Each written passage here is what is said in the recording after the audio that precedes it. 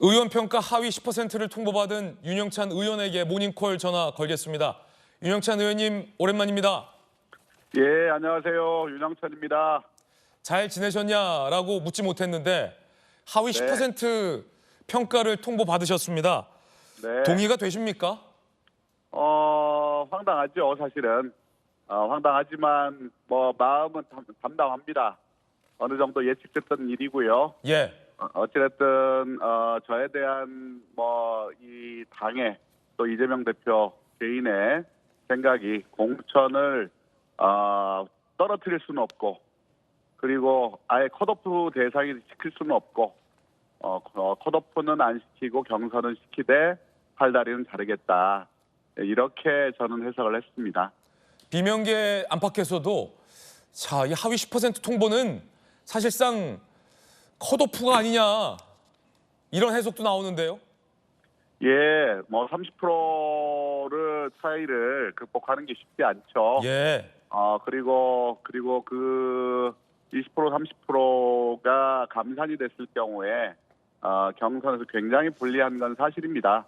그러나 저는 우리 중원 국민을 믿고 끝까지 싸우고 그리고 꼭 승리하는 기적을 만들어 보겠습니다.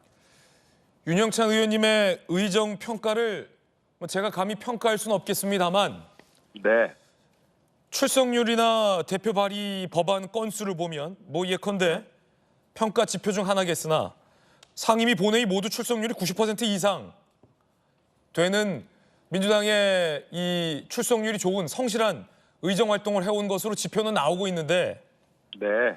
어째서 하위 10%가 평가됐다고 보십니까? 네, 뭐 이명박 공관위원장이 저에게 왜 하위 10%에 들어갔는지를 설명을 해주지 않더라고요. 예. 그냥 10%에 포함됐다까지만 설명을 해주셨고요. 물어는 보셨습니까? 네, 그 이유 묻지 않았습니다. 어차피 공관위원장이 이 내용을 주도해서 결정을 했다, 저는 그렇게 판단하지 않기 때문에요. 예. 이 제가 요구했던 부분들은 어찌됐든 공관위가 결정을 했다면 특히 정성평가 부분에 대해서는 해당 의원들에게 열람이라도 할 수 있도록 해줘야 된다. 예. 라는 부분들을 이야기를 했고 또 지금도 요구를 하고 있습니다. 그렇군요. 친절하진 않군요. 통보 이유도 설명하지 않고 공관위원장이 주도했다라고 생각 안 하신다고 말씀하셨는데 누가 네. 주도했다고 보십니까? 저는 당연히 이재명 대표께서 주도했다고 생각을 합니다. 윤영찬 의원님께서 지금 쓴소리를 많이 했기 때문에요.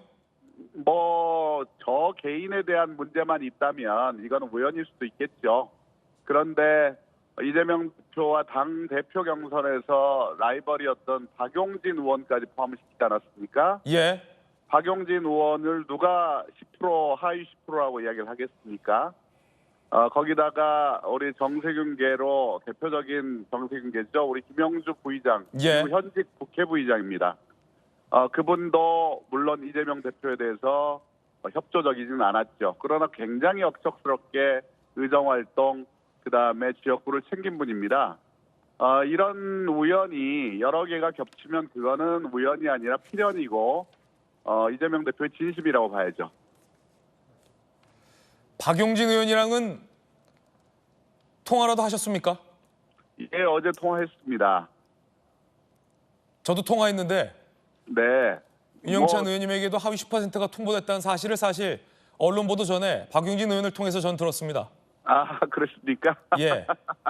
어제 통화를 했고 박용진 의원도 당당하게 이 경선에서 싸워서 기필코 이기겠다라는 결의를 다지시더라고요. 네. 저는 박용진 의원도 우리 당의 중요한 인재고 자산이고, 그리고 임종석 전 실장이나 이광재 의원 같은 분들이 정말 우리 당에 앞으로 차기를 준비할 수 있는 자산이라고 생각하는데, 네. 공교롭게도 지금 이 당에서 이 세 분에 대해서 이 아예 싹을 잘라버리는 듯한 예. 이 공천 배제의 움직임을 보이거나 아니면 하위 10%에 포함시키거나, 저는 이것이 이재명 당대표의 뜻이 분명히 개입돼 있다. 차기에 부상할 수 있는 라이벌의 싹을 자르자라는 예. 생각이 아니라면 당을 이렇게 축소시키고 당을 분열시키고 그리고 윤석열 정권에게 이 총선의 결과를 헌납하는 이런 결정을 내릴 수가 없다라고 저는 생각합니다. 예. 또 누구에게 하위 10%가 통보됐다 아십니까? 제가 알고 있는 분들이 있습니다만 예. 이분들이 개인 프라이버시가 있기 때문에 제 입으로 공개할 수는 없고요. 다만 그분들 역시 이 비명계로 지목이 되거나 그리고 어찌됐든 이재명 대표에게 쓴소리를 했던 분들입니다.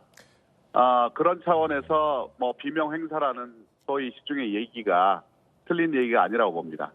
지금 그러면 저희가 우리 윤영찬 의원님의 말씀을 보도해드리고 있는데 박용진, 윤영찬, 김영주 말고 다른 하위 10% 의원 평가를 통보받은 의원들은 대다수 비명계다 이렇게 보도해도 되는 거죠? 제가 아는 분들은 그렇습니다. 물론 친명계가 있을 수 있지만 네. 뭐 보도에 의하면 뭐 31명 중에 29명이 뭐 비명이라고 이야기를 합니다만 그건 아직 확인이 되지 않았기 때문에 제가 뭐라 할 수 없습니다. 그러나 말씀은 대외적으로 못하지만 저는 알고 있는 통보받은 분들 모두 비명계였습니다. 그렇군요. 모두 다 이 대표에게 쓴소리를 했던 사람들이 공교롭게 하위 평가 통보를 받고 있다는 게 공교로운데 어제 홍영표 의원 등 몇 분이 모이셨어요. 어떤 말씀 나누셨습니까? 당에 대한 걱정을 했습니다. 예. 이 정말 윤석열 정권 들어서 무도한 검찰 독재 행위들이 정말 빈번하고 그리고 우리 윤석열 정권이 들어서서 민주주의가 후퇴하고 있다는 걸 모두 다 걱정하고 알고 있는데 정말 이번 선거가 윤석열 정권을 심판할 수 있는 정말 절호의 기회고 절박한 기회인데 이걸 우리가 놓치고 있는 거 아니냐. 네. 왜 도대체 이런 식으로 당을 운영하느냐에 대한 걱정과 우려가 쏟아졌습니다. 오늘 의원총회에서 혹시 뭐 공동의 목소리나 공동의 움직임을 하실 계획 있으십니까? 뭐 아무래도 오늘 많은 의원님들이 지금 현 상황에 대해서 이야기를 하실 거라고 봅니다. 예. 저도 필요하면 할 거고요. 그래서 당이 누구를 공천하고 말고의 문제가 아니라 과연 이기는 공천을 하고 있느냐, 이기는 당 혁신을 하고 있느냐, 이거를 물을 겁니다. 예. 윤영찬 의원님, 네. 마지막 질문 드리겠습니다. 이재명 의원은 의원 평가 점수가 어떻게 되리라 보십니까? 뭐 제가 이재명 우리 대표님의 의정 활동을 다 옆에서 지켜본 게 아니기 때문에 제가 뭐 말씀드릴 수는 없습니다만 그러나 상임위 출석률이라든지 본회의 출석률이라든지 아무래도 당 대표를 하시기 때문에 높지는 않을 거 아닙니까? 예. 이런 부분들이 어떻게 평가됐는지는 제가 알 수 없는 거고요. 그러나 분명 지금 벌어지고 있는 상황들에 있어서 그 기준과 잣대라면 사실은 비명계는 낮은 점수를 받을 수밖에 없고요. 친명계는 뭐 아무리 이 의정 활동을 잘못했다 하더라도 그냥 너는 살려줄게 하면 끝나는 상황으로 가고 있는 거 아닌가. 시스템이 무너졌고 그리고 특정한 사람에 의해서 당의 공천이 좌지우지되는 지금의 상황이 민주주의를 또 우리가 그토록 지키고자 했던 이 민주주의와 그리고 이 정당 민주화라는 부분에서 정말 엄청난 후퇴를 가져오고 참사를 가져올 거다 이렇게 걱정을 하고 있습니다. 네. 윤영찬 의원님, 네, 오늘 모닝콜 감사드리고요. 네.